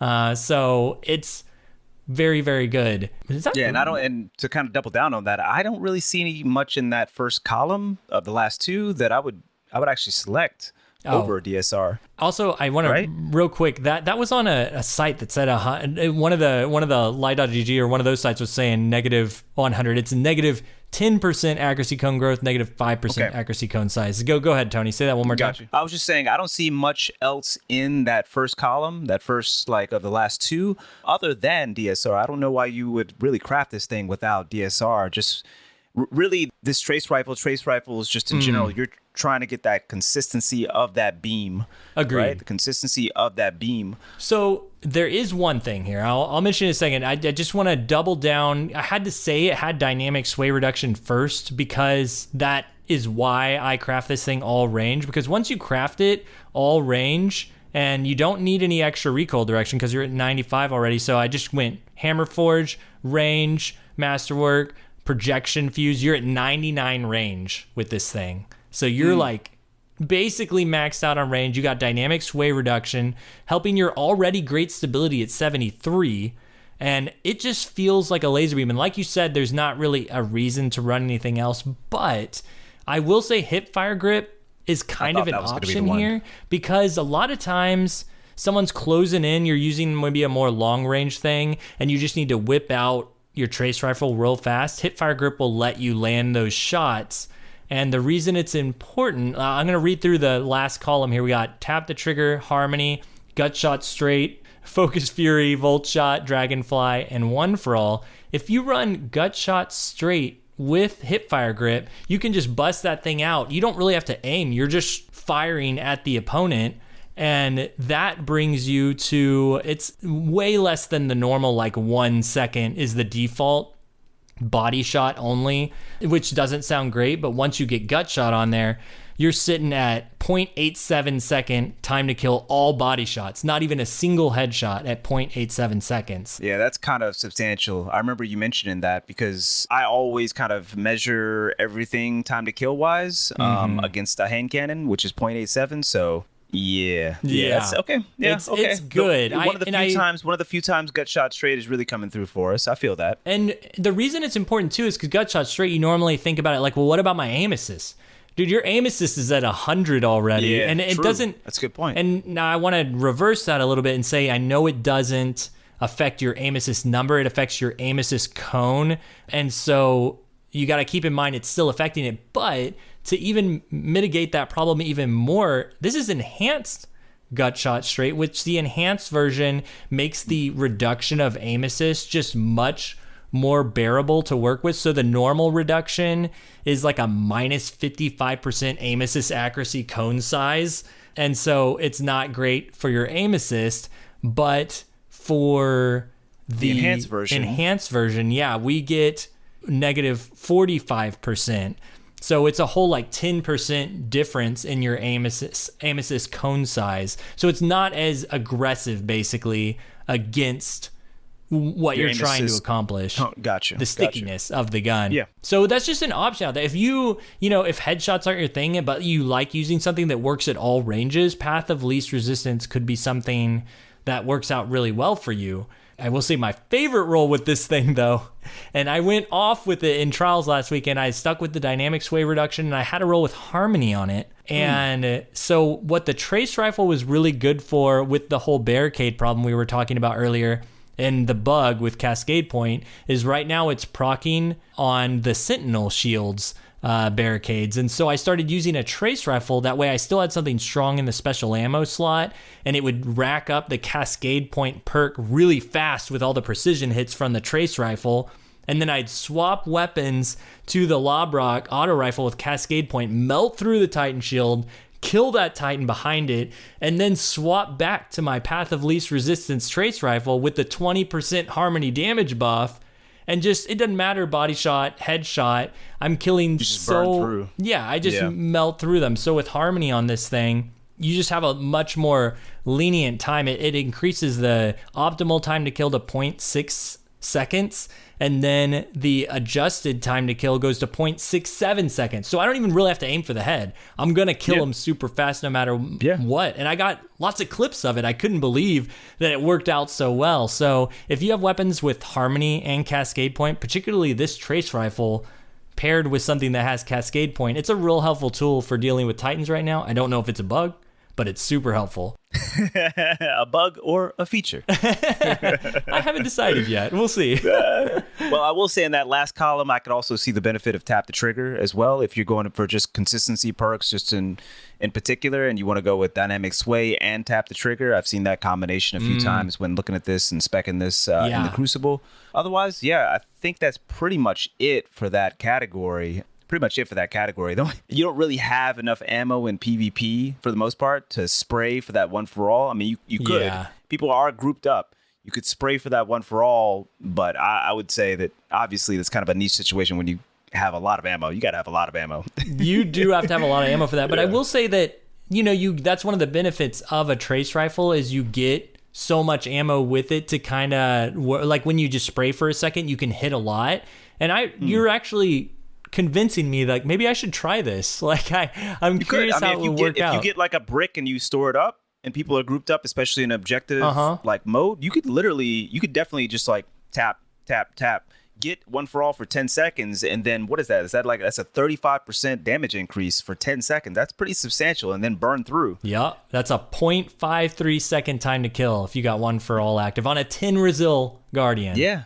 So that might be kind of worth it, and you could go for it. I would say you pick up one brick, and you could probably go for that. Yeah. So I guess that's what we're coming to here. Is there's a lot of options on this thing, even when it doesn't look like it. Because you also for PvE Volt Shot, and I just got to mention it. Stats for all Volt Shot is such a killer combo. You're reloading just on a dime, getting Volt Shot, and Volt Shot in PvP is interesting. If you got people grouped up, you tend to like get a kill, pick up that ammo, reload it. You got Volt Shot, and Volt Shot it'll do that extra damage only if the enemy is grouped up. So it's 51 damage of chain lightning between opponents. So that puts them from, if it's a 10 Resil Titan, from 200 damage you got to take off them only to 149. That'll make a difference in your time to kill, especially if it's a group of them. So could be some deadly stuff there. That's what I wanted to hit on next. Is you mentioned tap the trigger, dynamic sway, and that might be the thing that people gravitate towards. I crafted and tried all this out, and I want to say you don't need tap the trigger. You don't need. It feels so good. Even with no extra stability, we'll just max out your range, connect those shots as far as you can, let dynamic sway reduction take it for you, and then use harmony if you want for damage, or use Volt Shot. And so I've actually landed on Volt Shot because I don't want to craft two of these, and it's great for PvE. And if I get an extra 51 damage on some people in the Crucible, cool, Yeah. Yeah, and I know for a fact, they've mentioned it, the fact that they haven't felt that trace rifles are in the spot that they necessarily want them to be. And so for you to say, and also my buddy Amaze as well, who's been popping in the Crucible with this thing, for you guys to say that trace rifles are starting to feel pretty good, especially for folks I've never seen use trace rifles before, then it sounds like the weapons team has really hit on something. Because in Destiny, right, like so many of the weapons feel amazing to use. I feel like that's a cornerstone of this franchise, is the gunplay just feels really, really good. Right. So it sounds like they're headed in the right direction. I've said this on stream quite a few times. I feel like the direction that we're headed is that trace rifles could become meta by the time Lightfall comes around, if they continue to make adjustments or continue to add the level of consistency to trace rifles, whether it be through perks, addition of perks or new perks, or additional buffs. We could definitely see that. So it'll be interesting. What I like also, I'll just mention as we kind of move on to the next one, about Gutshot and something like maybe Hipfire, or even DSR, of course, is a lot of people that may be coming on to trace rifles are just looking for that high ease of use. So I'm not necessarily trying to go for a headshot per se, but I just want the weapon to feel good, and I just want to track. It doesn't matter whether it's a head or not. I just want to see the widest part of some Titan's chest, and I just want to track. And so that's what's nice about the 0.87 that you get out of Gutshot by just hitting all body shots, is that is still arguably a competitive TTK in the Crucible, and especially if you get some substantial range on this thing, to just ensure that those shots connect exactly like you said. This could be kind of a fun gun for quite a few people, and I think that's a good thing. Yeah, totally. Well, that brings us to our next seasonal weapon, Judgment of Kelgorath, the new aggressive frame glaive, which I am just over the moon about how good this thing is and how dangerous. I think what sets it off is a lot of people were expecting glaives to feel amazing this season because they were basically fixing all the hit registration issues with them. And when I posted a video about like, hey, I feel like it's fixed, it is hitting a lot better, a lot of people came back and were like, I can't hit anything anymore. They're so difficult to use. Why can't I hit anything? And I think after some time, what everybody has kind of come to the conclusion of is the accuracy required just feels a lot tighter, and it's a projectile, so you have to predict where that target's going to be. And so it's not that it is bad. It's just you have to be very intentional. Before, there were shots where I would hit like 2 feet. I sent actually to Kit Kutcha, who was on the show previously, as most of you know. When we were first talking about glaives, I was talking about this hit detection issue, and I showed him a clip where I shot like 3 feet away from a guy, and then I got shield energy from it and did damage on the guy. And I was like, wait, oh boy, what? You know? But then sometimes you wouldn't get any damage. You'd hit right at their face, nothing, and no shield energy. So now that doesn't happen anymore, but you have to be super on target, which I think is fair. This is 146 damage a shot. There's no headshots. It's just 146 damage, which is a ton. Think about swapping to a hand cannon after this thing. Like, that is a ton of damage. So, Judgment of Kelgorath, we got, I think I've explained this, 146 damage, and you can look at it if you're curious, well, what is this doing with the numbers and the speed? You can always look at the Warlock glaive, the Warlock exotic glaive, which is doing 45 RPM is the speed. So that's what this is. The normal glaive adaptive is 55, just to give you all a reference of the speed. So you're looking at normal glaive, 2 shots would be over 1 second, 1.09 seconds. This glaive, if you just shoot 2 shots, is 1.33 seconds. So if you just use it as base and don't use your shield properly and don't engage right, like, you're dead to anything with that time to kill value. But there is a lot of options here to up your game with that. And I mentioned all the stuff. Well, I was going to jump right into the perks, but I need to read y'all the actual stats to this thing, because it does matter when you're speccing it out. So this glaive, while it is a different archetype, we can still compare the different stats. Judgment of Kelgorath has 71 range, which, stop right there. Every other glaive, 55 range, 45 range, 50 range. This has 71 range. Range controls the projectile speed, or it doesn't control, but it helps determine the projectile speed of the projectile. So really important. But also the lowest handling, 28. The others are 45, 42. Like, it's a big difference. Then you got reload speed 35. That's very slow. Amos is 70. Almost the highest. Lure's Rune 72, but if you're comparing to Enigma, what most people use, that's 61. So 70 is pretty high. Okay. Then shield duration is 25, which that's extremely low. You don't have much shield energy here. That's the lowest of any glaive except for the Hunter exotic one. Charge time's 25, also low. It says in the inventory and dim and everywhere that mag size is 3. This isn't true in game. It's actually 4. So I don't know what's going on with the database there, but no matter what roll I have, it always has 4. In-air effectiveness 13, which is also the highest, which I use glaives in the air a lot, which... Interesting. Glaives in the air, so I'm going to upset Tony a lot in this segment. Glaives in the air, they struggle with the aim assist penalties that every other special weapon in primary gets, but there is no precision error that happens with glaives when you shoot them in the air. So there is no reason, unless you're just going for aim assist, to run something like Icarus on a glaive. Interesting. So okay. That's like huge right there, because that tells you about the kind of play style that I prefer to play with a glaive. You want to get up in there and above them where they are having trouble hitting you, but you can accurately hit them where you point your cruiser at. So just something to think about. No, and honestly, I like that. I like that, because what I've mentioned about hand cannons, SMGs, maybe even sidearms, we can throw those in there, is that maybe one option is just to give those closer range weapons, maybe keep the meta the way that it is with regards to pulse rifles. I don't necessarily agree with that, but this is an option. But then just give like those hand cannons, those closer range weapons, a higher much higher airborne effectiveness than those other weapons, so that if the skill is to close that engagement gap, then it allows, once you close that engagement gap, it allows you to get aggressive, whether it be on the ground or in the air, with those shorter range weapons, to end up competing against, a pulse rifle that allowed you to get that close, or that, again, you skillfully kind of close the gap on that engagement. So, right. In that same, vein, if you've got a glaive and you close that engagement basically, and you were able to kind of like jump and move around them, then I'm not necessarily against. I'm not against the fact that they've got some substantial hit registration from the air, where it makes it a little bit easier to use. Well, then I have some things to recommend to you, Tony, because I think that you might want to check this out. I'm in dangerous territory here talking about glaives of physics, but so I'm going to spec out the beginning of this because I think it's important. We talked about projectile speed and how everybody's having trouble hitting with glaives now, so you want to max out that range. It's almost like you have to.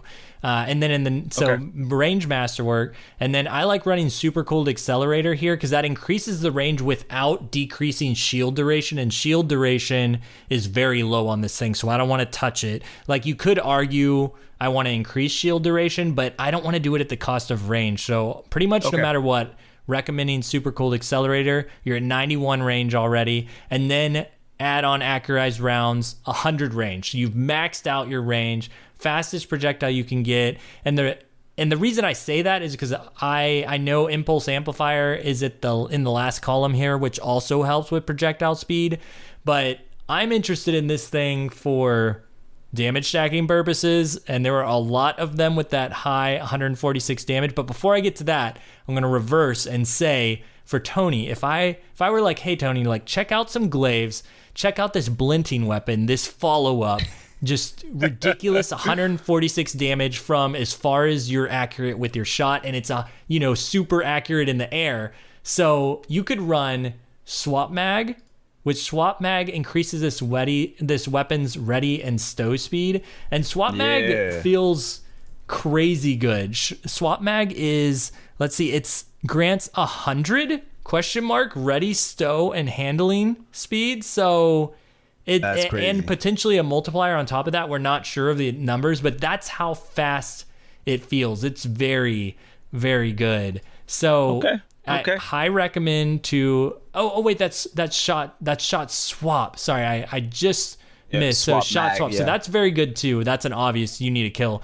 But swap mag here. Let me get the right numbers for you here, because it's going to matter. I'm reading it. It says passively grants 0.9x. Yes. So 0.9x ready, stow, animation, duration multiplier. So a 0.9 multiplier. So that is still really quick though. And what's important about that is even if you have, low handling or it's max, even if it's 100, that since it's a multiplier and a scalar, it's going to make it faster no matter what. And it feels like way faster. Even at this low 23 handling, put on swap mag, and then what I just said, shot swap, also stacking that scalar on top of that for if you get a kill with it, make it super fast, and then run not any of these damage stacking perks, but instead run impulse amplifier to make sure that you for sure are hitting that shot.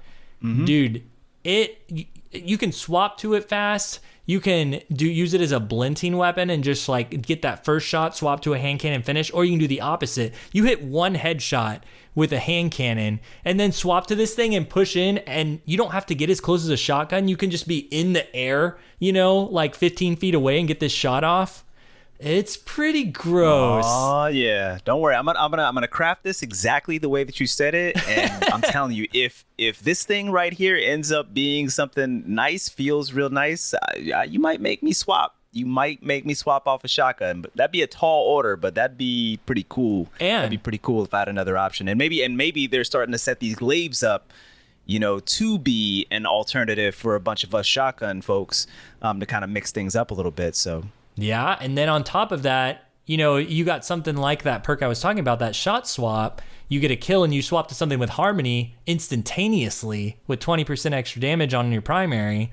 That could be really strong. And so there's just all these options with this glaive, different ways to use it. And I haven't even mentioned the best part about glaives, which is the reason I fell in love with them, is the mental game of when to shield and when to not shield, when to push. Yeah. When to not push. And so you get that first shot off that's just your blint shot, and then swap to your primary, finish them off. Then you got shield energy in reserve. So your next target, you can play a mind game with them and I'm going to peek you with your shotgun and make you lose your ammo, your sniper, and they can't one hit kill you. Then you back off and then engage with your, primary or whatever. It's like this mind game back and forth. So interesting. That's why I really enjoy glaives in general. And there's just that option here, having that swap mag shot swap combo, dealing 146 damage no matter what. It's just crazy, man. I think it's crazy.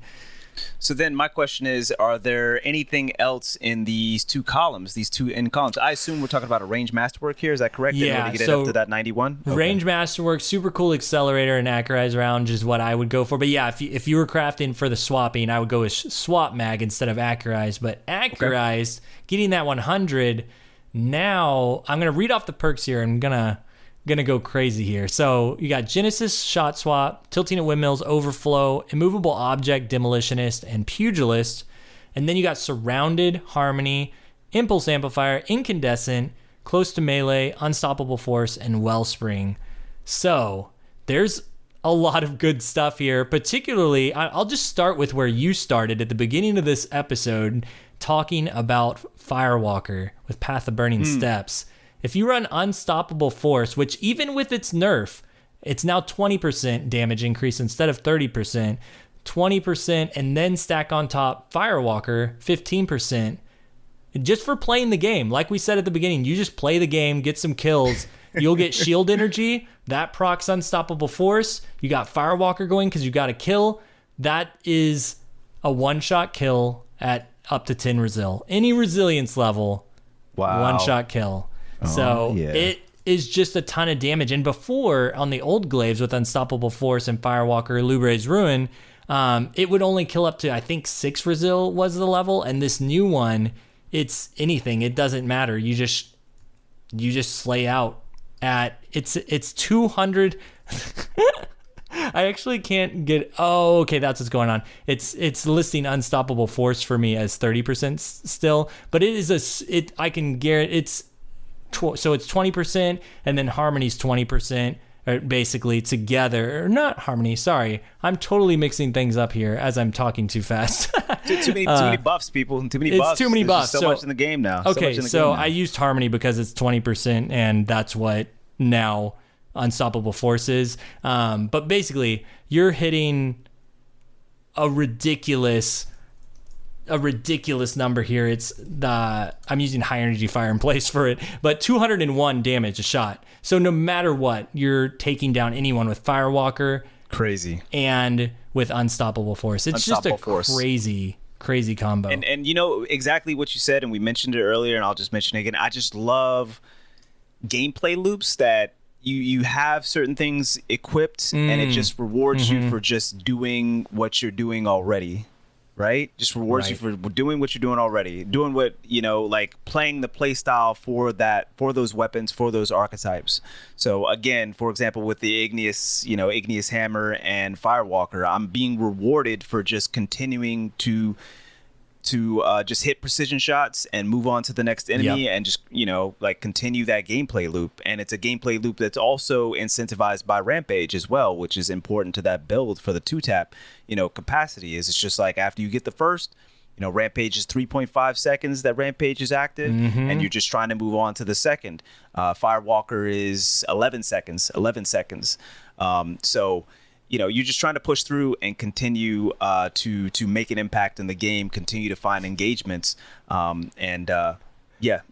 perks that just build on that, just rewards you for the gameplay style already. It's beautiful. It's beautiful. You don't have to think about it. You don't have to think about how to proc it. You just keep moving through your game the same as you always have. I'm laughing at myself because I'm stumbling over my words getting these perk combinations out, but as I'm doing it, I'm thinking of new ones that are even more disgusting. I know. So here's the problem, y'all, is we mentioned Unstoppable Force Firewalker, 201 damage. You just use Unstoppable Force and Radiant. Just that. You don't even need anything extra, any exotic. You're hitting for 193 a shot, which is one-shotting up to 6 resil. And then I mentioned Harmony as a placeholder for the new Unstoppable Force. It's the same damage. Harmony's 20%, Unstoppable Force is 20%, but you can only have one or the other here. But if you run Harmony and Radiant, you're one-shotting up to 6 resil at 193 as well. Now, what's disgusting about that I never thought of before is glaives. This is going to make me mad talking about it. Glaives get, I believe it's 2 ammo when you start off if you run double special. Like it's like half of what you run. So you get 2 shots of glaive and one shot of your other special. So I could run double special on a Warlock with the Rain of Fire boot. Some of you already know where I'm going with this. And run a Stasis Fusion Rifle. Get the one shot with the Stasis Fusion Rifle. I'm automatically Radiant from Rain of Fire. Swap to my 2 shots of Glaive one shots with Harmony and Radiant up to 6 Resil. I might have to try that out. I'm just build crafting, man. I'm just build crafting. I'm just going. Actively build crafting. You guys are benefiting from the build crafting brain of Lego the Flash. Okay, I swear this is the last one. I gotta mention some of the other perks here that I wouldn't go for as much. I already mentioned the benefits of Impulse Amplifier if you just want to glaive, but I don't think Incandescent is super worth it. Even in PvE, it just didn't feel like on this weapon, I just wanted to proc it more frequently. Close to melee, there's no way you can damage stack that, at least not easily. All these other damage stacking methods are so much more powerful. Per usual, don't rely on glaive melee, please. It is like, yes, you might be able to pull off 1 feat here or there using Synthocept. I don't think Synthocepts will do it for you. You have to use multiple kills with Worm God Caress or something like that to really get a one shot going. And even then, I think it's still 2, and it's like hardly that. So the last thing I will say, though, and this is the ultimate and what I've been on this week, and what got me going in Iron Banner, is Surrounded on this glaive is just a one shot no matter what you're running. And I didn't even realize this when I was running it because I ran Enhanced Surrounded. But even if you just run the normal Surrounded with Surrounded spec, you're doing 204 a shot. So you don't even need Enhanced Surrounded, which is even more. I was running around with 214 a shot if you get Surrounded. And so what's cool about that in Iron Banner, it's easy to get 3 people stacked up and get Surrounded to proc. And Surrounded procs when they're 8 meters, within 8 meters of 3 enemies. And that sounds very niche, but it happens a lot with all these Titans and Barricades running around. It happens a lot. Yeah. And keep in mind, too, that it lingers for 1.5 seconds, yes. too. So, you could get it to proc, and then you could, move slightly, reposition slightly. Somebody could leave that area, for example, as well. Like an enemy can leave that actual surrounded area, and it'll still go for like that 1.5 seconds while you get that maybe like reposition to get the Titan behind the barricade or something. Yeah. So, yeah. Then on top of that, with Iron Banner, if it rolls around later this season and they keep everything intact that it has been, you can proc Surrounded just off of the drop pod of all the turrets coming down. So you literally, that 1.5 seconds, I did this every single game. Every time the Cabal drop, the big Cabal, it drops in the center of the map. I just ran through it, activated Surrounded for 1.5 seconds to the Titans and Warlocks, whoever's on the other side about to use their super, and just one shot every single one of them. Then just move on with my life. And then I have shield energy. I can keep going. I can switch to Harmony, something else. It's disgusting. Yeah. It was so good. Cool. It made it so fun. So yeah, and you could even stack that, which I never did. And now that I've said it out loud, I think I might want to try this at some point. You could stack that with like Firewalker, because this is just a weapon bonus that gives you, if you're running Enhanced, 47% damage bonus, normal 40%. So it's a huge amount of damage, like just ginormous. So wanted to throw that out there. If you haven't seen it, watch out for Surrounded on this thing. Yeah, and I'll say again, we've said it in the past when we first started discussing glaives, the fact that, man, when I see somebody that has a glaive in the Crucible, they have it on, they've got maybe even just as few as I don't even know, like a couple thousand kills or something like that. I know to watch out for that person, because anybody that rocks a glaive for the most part is a glaive specialist. So respect out there to all the glaive specialists. Doesn't matter what you're running on them. I really, really enjoy seeing folks that specialize in a particular niche, especially like an off-meta niche in the game, and they just do it. It doesn't matter whether they lose, win, die or not. They love that weapon. They love what those weapons do, and they enjoy just drilling down and figuring out what's the most effective means by which I can make an impact in a game, with this weapon that isn't necessarily the easiest, to use, or the easiest meta to use. So very, very cool. Thanks, man. Yeah, I've been really enjoying it. And at first, felt a little weird with the new changes to the way the hitbox work, but I'm really loving it. It completely changed Iron Banner for me when I had a counter. And I just want to throw out there, did some extra damage stacking. If you run Path of Burning Steps and Enhance Surrounded. Here first, baby. This is important for the Titans because they're running the Overshield a lot of times. 45 extra HP. You're doing 246 damage if Firewalker Frost. You just one-shot an Overshield Titan to Tinrazil. What? They got to be mad at that point. Yeah. They got to be. I can't believe I never tried that. Okay, I know what I'm doing next Iron Banner. I'm totally doing that. I gotta find some time to get in there with you, man, for real. Oh, that'd be fun. I want to watch the shenanigans from my perspective. I think I'm just gonna run around with my Bless Up build, actually. Oh. Which is just me literally just throwing heal nades on you, yes. dropping rifts, dropping wells, using Lumina, giving you buffs. Like, I think that's what we need to do for the first time that we get in. Because surprisingly enough, people like me and Lego haven't been in the game. Lego's usually doing his own thing. I'm doing my own thing. I'm usually streaming or something like that. I'm not trying to bother folks, especially my fellow content creators, too much. So we got to get in there, and I just got to run the Bless Up build and just watch all the shenanigans go down. We do. Well, we're going to hit up the rest of these weapons super fast. Yes, I know this episode's running long. I know there's 3 of these that don't apply as much to the Crucible, so we're going to run through them. One of them is Retrofit Escapade. It's a machine gun. It was Tony's favorite kind of machine gun. So, Tony, I'll let you say a few things about this one before we move on. Yeah. So I actually like 900 RPM machine guns. They're spitters. I think 21% Delirium, which was the ritual Gambit weapon back in the day. I think that's what got me kind of on them. And I don't know. I just enjoy that machine gun feel running through. It's kind of like a similar feel to Sweet Business, right? Sweet Business, especially if you have Actium War Rig on, which is the exotic chest for Titans that continue to refund ammo into your auto rifle as you use it.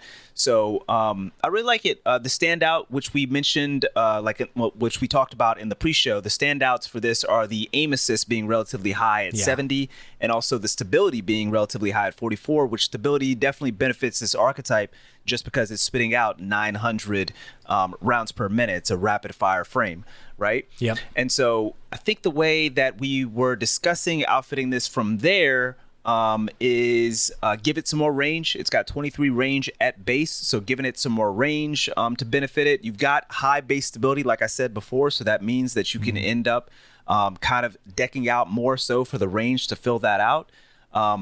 So maybe like a hammer forged or even a small bore that benefits both range and stability would be my pick here. I'm not against throwing on like an arrowhead break, which gets the recoil direction up to 85, but I don't necessarily feel like that's necessary, especially with a little bit higher aim assist. But I've never felt that was crazy necessary in PvP on a machine gun, especially if it had like decent recoil. 55 recoil direction is looking fairly average for a machine gun. Is that correct? Especially at 900. I think it's not. It's I think it's on the higher end actually, because you've got 45 on the other, 50, 53, so 55's up there. It's not Delirium 60, but some people prefer just hitting that exact middle the 5 ending in 5, so it's more leaning vertically. So I think it's actually one of the best out there in terms of recoil. You got that high aim assist you were talking about, and I think you nailed it on the head when you said it's most similar to 21% Delirium. Yeah. So from there, I'd probably rock maybe like a small bore. I'd rock some accurized rounds. I'll mention something else here in a second, but we'll come back around to it. A range masterwork, probably. I wouldn't be against the stability masterwork, but I'd probably get that range up just to connect those shots a little bit better, just as we were saying for a few other different archetypes. Otherwise, for the end perks, I think we were discussing Zen Moment. Zen Moment's fantastic for weapons that just spit out a lot of bullets in a short amount of time. There's not much else on the first column, just because in PvP you have just a mag. Pretty much just a mag of the machine gun, so you're not reloading, so therefore like a feeding frenzy is not going to come into account. A heating up is not going to come into a heating up may come into account, but there's just not a lot of ammo that's going to come into that that machine gun a lot of times. A lot of times you're getting that first kill and, that's about it. You don't really have the ammo. I mean, I'll continue to hold the button because, like I'm still in that mindset of when that hammerhead first came out and you did have the ammo to move through multiple enemies. I think on machine guns in Crucible right now, the way that the ammo dictates your engagements, or the amount of ammo that you pick up dictates your engagements. It's more about the consistency of that first, maybe second kill, but more about the consistency of each kill than it is about kind of stacking something that is dependent upon something after, a final blow, like continuing to move through after a final blow. So, fourth time's a charm, irrelevant. Stats for all, kind of irrelevant. I'll come back around to field prep because that's kind of in the same vein as something else I'm going to say. The second column right there, target lock maybe, but it's similar. You've only got so many bullets in order to engage with that target lock. And you said it in the pre-show as well. The fact that you if you're hitting them, they're just gonna die anyway. It's a machine gun. Target lock is not as beneficial there. I could definitely see Vorpal. We mentioned it a little bit earlier in the episode, the fact that Vorpal will just add that additional consistency if you're looking to do some additional damage against a super. And on heavy weapons, it's plus 5 to 10% damage for heavy weapons that have Vorpal equipped. Frenzy, same sort of thing. You're not going to be in engagements with that ammo for an extended amount of time. So, those damage perks on the end, outside of I guess you can call Vorpal a damage perk, I'm not really a big fan of. Tap the trigger, I could definitely see some benefit to that. Obviously, tap the trigger being that 40 plus 40 stability, minus 50% recoil, minus 10% accuracy cone size for 0.6 seconds for that short period. That 0.6 seconds after you initially pull the trigger. So I could definitely see an argument for tap the trigger. I could definitely see an argument for Vorpal in PvP. Now, this is what I wanted to mention for folks that maybe forgot about it. Machine guns haven't been in the heavy, sandbox meta in PvP for a while, since maybe Hammerhead existed back during Forsaken, if I remember correctly.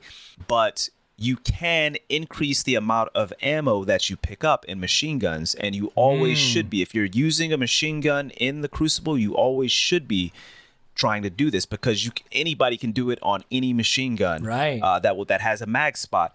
And so what I'm talking about is if you have extended mag equipped, I think extended mag may be the only one that you can actually equip. But even if you don't have extended mag, if you equip backup mag on the mod, then you can end up picking up more heavy via a brick versus not having one of those two equipped. Back in the day, it used to stack, but somebody have to correct me if I'm wrong. I believe they no longer stack. If you have extended mag on and then you equip backup mag, I don't believe you get any more ammo via backup mag if you already have extended mag, and vice versa. But you do want to try to make sure, if you're in the Crucible, there's no reason, nobody's saying no to more machine gun ammo, people, then equip backup mag. If you don't have extended mag on it, equip backup mag. Keep in mind that 21% delirium, if you just have that equipped, you don't need backup mag on that, because 21% delirium is a set roll that has extended mag on it.